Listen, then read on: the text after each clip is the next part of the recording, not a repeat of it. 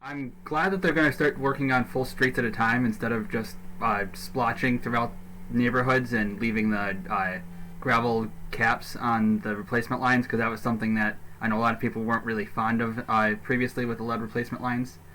Um, I didn't see it in the packet when I looked through, but I might have just overlooked it for the rebate, 20% rebate that was mentioned.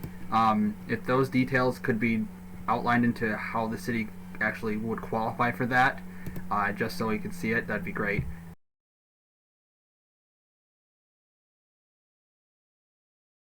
As for the resolution, I only pulled it off to make sure everyone's on the record for their position on the security of the vote. I'm not there to make a policy yell or anything for this. I just want this on the record for that big of a bond security for the city.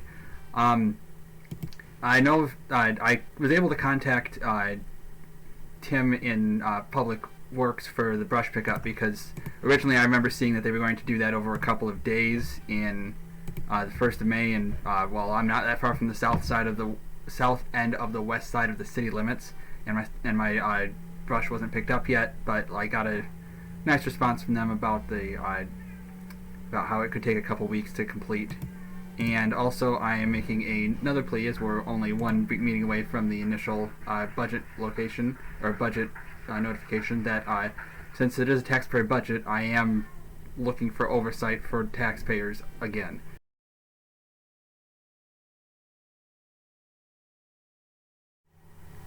Okay, just to let everyone know, the water revolving fund thing, although it is a $2 million loan for the city, we will be essentially not paying extra for it. There is no extra charge listed for water customers for that. It is only using the available funds from the $2 a month lead abatement fee that we've had for the last few years. They're also going to start working on full streets, which means that when your neighbor, like last year, if you had a replacement on your block, if your neighbor was replaced and you weren't, you'd had a nice gravel splotch right on the driveway or right on the road, and that will theoretically now not happen. They will do the entire block for the areas that are affected, and I'll pull up the screen for that, so you can tell when it's or what's going to be done, and that way it's actually completed instead of just patches of gravel all over the place. As for the bond, I find it ridiculous that we're going to be able to save $3 million on reissuing old bonds that are only about 7 years old, reissuing entirely. So essentially, we're going to be using this new $18 million loan approval that they just unanimously voted for to cover the remaining difference of the old bonds, and that will allow them to save theoretically $3 million in debt reduction, or $3 million from debt reduction.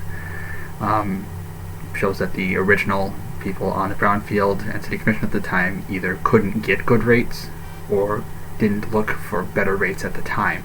I was not involved with the city at that point. I was just graduated college and just moved into this house. So this was before I started getting involved. So my information on this is just kind of what I've heard and what I can find, which isn't very much. So if they can save $3 million, they save $3 million. But so far the city's hasn't had to tap anything to pay back bonds, but we're still on the hook if Uptown for some reason fails for the entirety of that bond coverage. And if that happens, the city will be in a really bad spot. I'm hoping it doesn't, because if so, we were going to have a lot of more problems. I mean, you think we have problems with roads and services now, it's going to be a lot worse if that worst case scenario happens. So hopefully it doesn't, but I didn't want them on the record for that, just in case. And saving money is saving money. $3 million, even though it's over 30 years, is still a decent savings.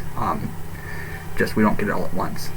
Budget is supposed to come out next week, or next meeting, the first version of it, and hopefully they have it actually released for us. Not very confident in that, because it's been 3 years that I've been doing this and they haven't, but hoping. So thanks everyone. Try to listen in on the meetings. You can speak up. It's not really that difficult using Zoom, so long as the meeting works. This week's meeting, I had to find the new link, but so long as the meeting works, it's not that difficult. Just use your phone. Speak up, or else if I'm the only voice in the room, they're going to stop listening to me. So thanks.